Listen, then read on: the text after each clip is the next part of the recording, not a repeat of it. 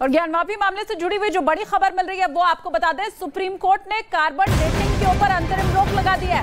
ये बड़ी खबर इस वक्त की आपको बता रहे हैं, सुप्रीम कोर्ट की तरफ से कार्बन डेटिंग के ऊपर अंतरिम रोक लगाई गई। ज्ञानवापी मामले के ऊपर ये बड़ा अपडेट और बड़ी खबर इस वक्त की आपको हम बता रहे हैं। सुप्रीम कोर्ट में पूरा मामला चल रहा था, जब कार्बन डेटिंग होगी या फिर नहीं, इसके ऊपर सस्पेंस बना हुआ था। मेरे सहयोगी विक्रांत जुड़े हैं, उनका हम रुख कर लेते हैं। विक्रांत, कार्बन डेटिंग के ऊपर अंतरिम रोक का मतलब यथास्थिति बरकरार रहेगी क्या?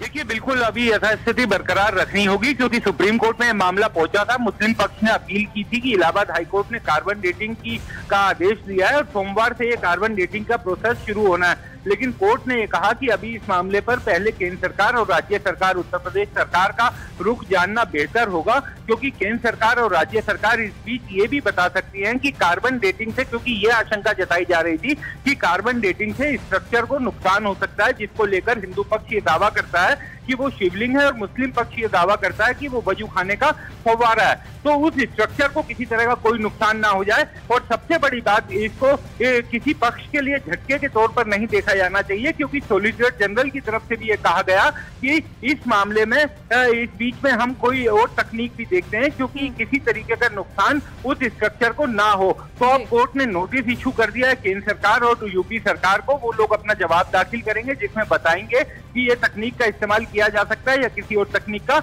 और उसके बाद मामले की सुनवाई होगी। हालांकि तब तक के लिए, यानी अदालत की अगली आदेश तक के लिए, किसी भी तरह का वहां पर कार्बन डेटिंग नहीं हो सकेगी। तो बहुत शुक्रिया विक्रांत इस तमाम जानकारी के लिए। तो विक्रांत ये बता रहे थे कि कार्बन डेटिंग के ऊपर अभी फिलहाल अंतरिम रोक लगाई गई है, अभी और विचार विमर्श होना बाकी है।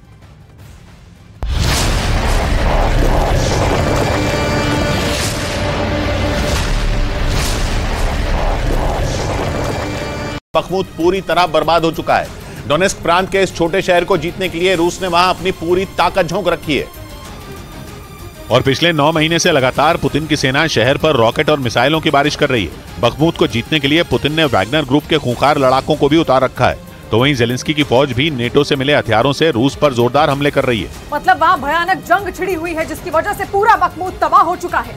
सबूत के तौर पर अमेरिकी कंपनी मैक्सा टेक्नोलॉजीज ने बखमुत की 1 साल पहले और 1 साल बाद की कुछ सैटेलाइट तस्वीरें जारी की। 1 साल पहले की तस्वीरों में वहां पेड़ पौधे और इमारतें नजर आईं, जबकि 1 साल बाद की तस्वीरों में वहां सिर्फ लाल धूल, मलबा और तबाही का मंजर दिखाई दिया।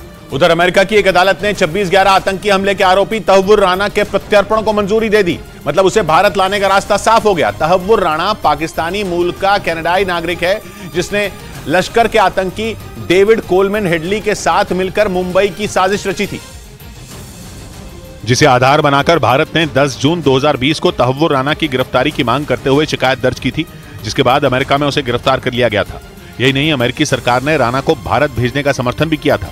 इसके बाद कैलिफोर्निया की जिला अदालत ने बाइडेन प्रशासन के विरोध और समर्थन से जुड़े सभी दस्तावेजों की समीक्षा की और फिर राणा के प्रत्यर्पण को मंजूरी दे दी। कोर्ट में अमेरिकी सरकार के वकीलों ने दलील दी कि राणा को पता था कि उसके बचपन का दोस्त डेविड कोलमैन हेडली आतंकी संगठन लश्कर-ए-तैयबा के साथ काम कर रहा है। 26 नवंबर 2008 को मुंबई में आतंकी हमला हुआ था, जिसमें 166 लोग मारे गए थे।